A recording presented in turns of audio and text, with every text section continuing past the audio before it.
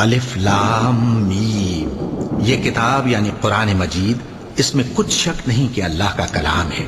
परहेजगारों के लिए रहनुमा है, जो गैब पर ईमान लाते और आदाब के साथ नमाज पढ़ते और जो कुछ हमने उनको अता फरमाया है उसमें से खर्च करते हैं। और जो किताब ए पैगंबर तुम पर नाजिल हुई और जो किताबें तुमसे पहले पैगंबरों पर नाजिल हुई, सब पर ईमान लाते और आखिरत का यकीन रखते हैं। यही लोग अपने परवरदिगार की तरफ से आई हुई हिदायत पर हैं और यही लोग कामयाब हैं।